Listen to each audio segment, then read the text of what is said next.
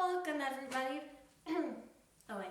Welcome back to Messy Vegan Baker. I'm Christina, as always, and today we are going to be trying cupcakes again.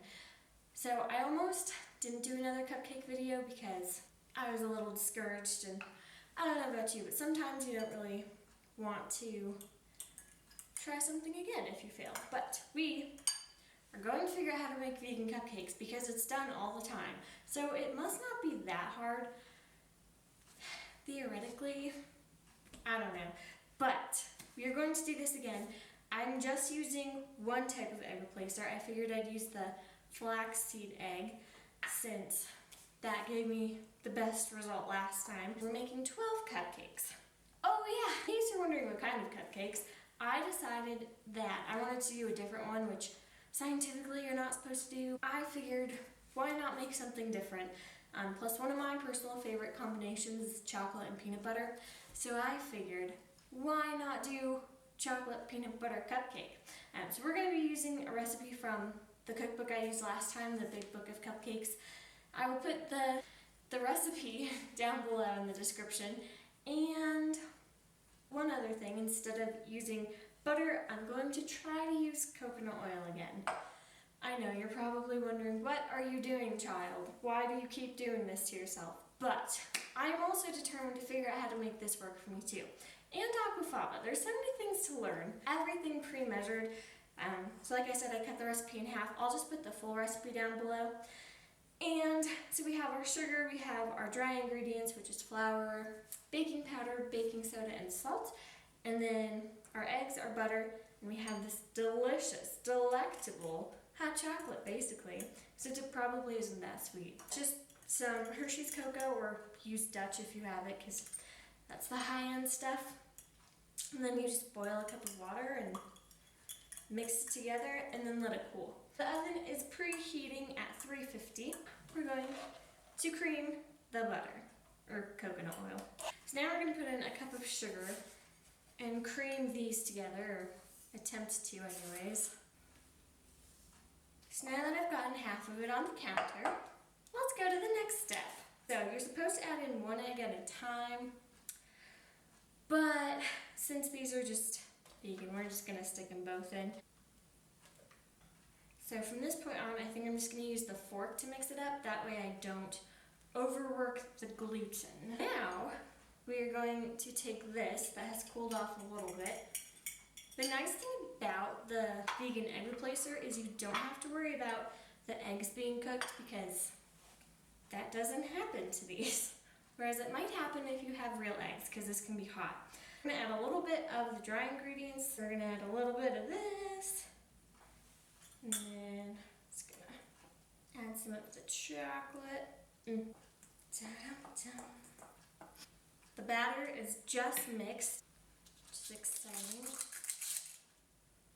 Yeah, this batter has a really good consistency to it, so I'm very excited. I'm going to stick them in the oven. Forgot how long, probably like 10 minutes, do 5, switch them in 5. See you once they've cooled, and then we can do the filling, which is a ganache, which I'm super excited about, and then the peanut butter frosting. So I will see you then.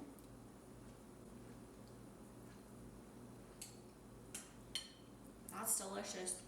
So since we last saw each other, had some semi-sweet chocolate chips, and I took some coconut cream that I had in the fridge, and I put the cream on the stove and I heated it until I saw steam. You don't want it to boil.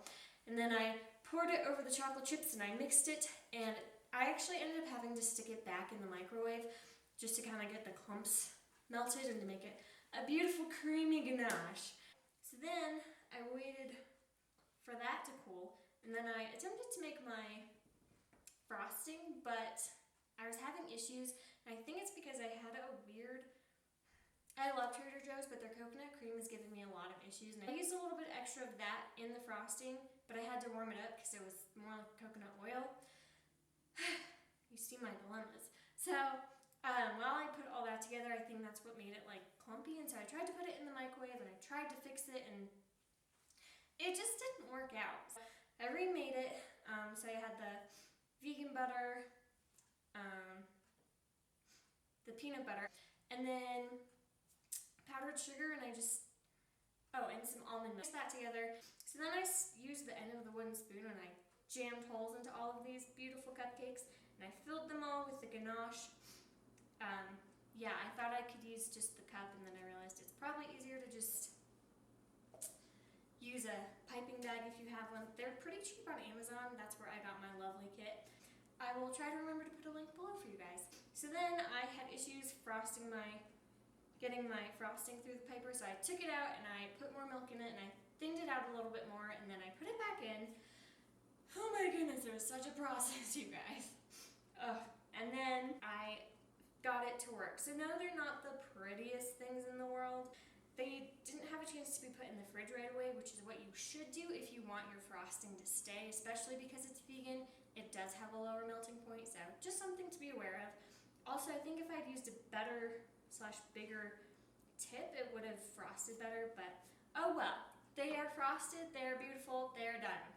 And they worked, yay. So I was thinking, and I realized I actually have made vegan cupcakes before, like a few times, but I'm pretty sure I used a box mix before, and then I think the other time it was already a vegan recipe, or it was just another boxed recipe, I don't remember. But so I have made cupcakes, I realized, vegan cupcakes, but I haven't used it from this book.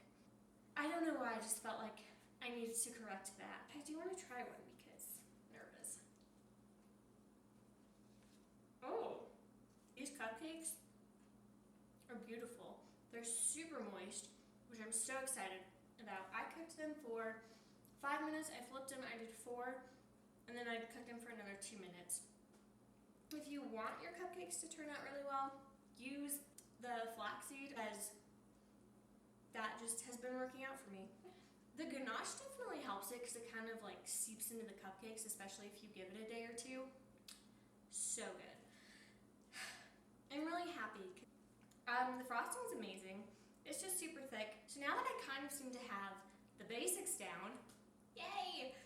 I am probably going to try to figure out how to make all the cupcakes look pretty.